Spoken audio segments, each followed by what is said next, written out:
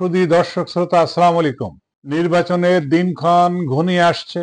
ক্ষমতা প্রত্যাশী বৃহৎ দল বিএনপি প্রস্তুতি নিচ্ছে ক্ষমতা আরোহণের জন্য। একইভাবে দলের মধ্যে ঘাপটি মেরে সন্ত্রাসী, সমাজবিরোধী, অপরাধী তারা তাদের অপরাধ নির্বিঘ্নে চালিয়ে যাচ্ছে, যা এই জনপ্রিয় দলটিকে অনেক প্রশ্নের সম্মুখীন করছে। সাধারণ মানুষ বলাবলি করছে, ক্ষমতায় আসার আগেই যদি এইভাবে আইন হাতে তুলে নেয় একটি দলের সদস্য দলের পরিচয় দিয়ে, তাহলে তারা ক্ষমতায় গেলে কি করবে? এই অবস্থার পরিণতি কি হতে পারে তা আপসহীন নেত্রী বেগম খালেদা জিয়া 2002 সালে অপারেশন ক্লিন হার্টের মাধ্যমে তার নিজ দলের কর্মী সমর্থকদের জানান দিয়েছিলেন তিনি কোনো অন্যায়ের সাথে আপোষ করেন না। সেনাবাহিনী প্রধানকে ডেকে সরাসরি তিনি নির্দেশ দিয়েছিলেন গোপনে সন্ত্রাস নির্মূল করার জন্য, আইন শৃঙ্খলা নিয়ন্ত্রণে আনার জন্য। ক্যাবিনেটের পাশ কাটিয়ে শুধুমাত্র সেনাপ্রধান এবং প্রধানমন্ত্রী জানতেন কবে, কখন, কিভাবে অভিযান শুরু হবে, যাতে কোনো অপরাধী পালিয়ে যাওয়ার সুযোগ না পায়। সেই অপারেশন অত্যন্ত সফল হয়েছিল। অপারেশনের পরিণতি কি হয়েছিল? আলোচনা সমালোচনা যাই হোক, যত লোক গ্রেপ্তার হয়েছিল, যত লোক ক্ষতিগ্রস্ত হয়েছিল, তার মধ্যে বিএনপির সংখ্যায় বেশি ছিল। এই অপারেশনের পক্ষে তদানীন্তন অর্থমন্ত্রী সাইফুর রহমান প্রয়াত, আইনমন্ত্রী ব্যারিস্টার মওদুদ আহমেদ প্রয়াত, তারা সেনাবাহিনীর পক্ষে জোরালো বক্তব্য দিয়েছিলেন যে সন্ত্রাস নির্মূলের জন্য সেনাবাহিনী উপযুক্ত ব্যবস্থা গ্রহণ করছে। তারই পাশাপাশি সেনাপ্রধান বলেছিলেন, দলমত নির্বিশেষে আমরা অপরাধী গ্রেপ্তার করে যাচ্ছি।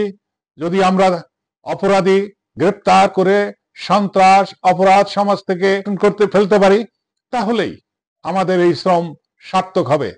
স্বরাষ্ট্র মন্ত্রণালয় থেকে বিবৃতি দেওয়া হয়েছিল অপারেশন সফল হচ্ছে। তৎকালীন মাননীয় প্রধানমন্ত্রী বেগম খালেদা জিয়া সেনাবাহিনীকে দৃঢ়তার সাথে অভিযান চালিয়ে যেতে বলেছিলেন। তার মন্ত্রী পরিষদের সকল সদস্যদেরকে সেনাবাহিনীর কাছে কোনো রকমের তদবির যেন না করে তার নির্দেশ দিয়েছিলেন। সেনাপ্রধানকে বলেছিলেন কোনোভাবেই কোনো তদবির, কোনো টেলিফোন যেন গ্রাহ্য করা না হয়। এভাবেই অপারেশন ক্লিন হার্ট চলেছিল। ঠিক আজকে এই অপারেশন ক্লিন হার্টের কথা মনে করে আপসহীন নেত্রী বেগম খালেদা জিয়ার আদর্শ মনে রেখে এই দলের যারা সমাজ বিরোধী কর্মে, কুকর্মে, অপরাধ জগতে জড়িয়ে পড়ছে, তাদের এখনই সংযমী হওয়া উচিত। তা না হলে তাদের জন্য নিশ্চয়ই সামনে ভালো কোনো দিন নাই। পত্রিকায় দেখলাম বগুড়াতে রিক্সা চালকের কন্যা সন্তান বিএনপির এক নেত্রী বিবাহের প্রস্তাব দিয়েছে। পিতা সেই প্রস্তাবে রাজি না হওয়াতে পিতাকে দলবল নিয়ে ধরে পিটিয়ে তাকে হত্যা করা হয়েছে। এই জঘন্য অপরাধ কোনোভাবেই মেনে নেওয়া যায় না। চট্টগ্রামে দেখলাম এক লোকাল নেতা বলছেন ওসি এবং টিওনোকে যে আমার দলের কথা মতো কাজ করতে হবে, তা না হলে অন্য কোথায় জায়গা দেখে চলে যাওয়ার নির্দেশ দিয়েছেন। কি মগের মুল্লুক তারা সৃষ্টি করেছে। তাদের মনে রাখতে হবে যে শুধু দল দিয়েই একটা দেশ চলে না। দেশের অনেক অর্গান রয়েছে, কেউ চোখ বন্ধ করে নাই।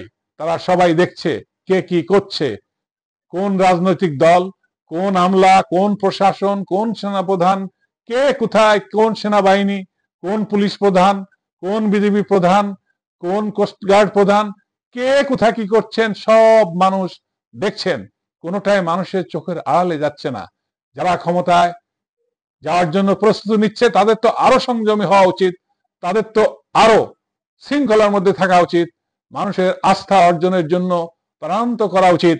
তাদের ভারপ্রাপ্ত চেয়ারম্যান বারবার হুঁশিয়ার উচ্চারণ করেছেন কিন্তু হুঁশিয়ারে যে খুব ভালো ফল দিচ্ছে তা মনে হচ্ছে না। আমার মনে হয় ওনাকে এখনই জরুরি ভিত্তিতে কোনো ব্যবস্থা গ্রহণ করতে হবে, যাতে সাধারণ মানুষের এই দলের প্রতি যে আস্থা, যে ভরসা, আগামী দিনের যে স্বপ্ন, সেই স্বপ্ন যেন চুরমার না হয়ে যায়। ধন্যবাদ।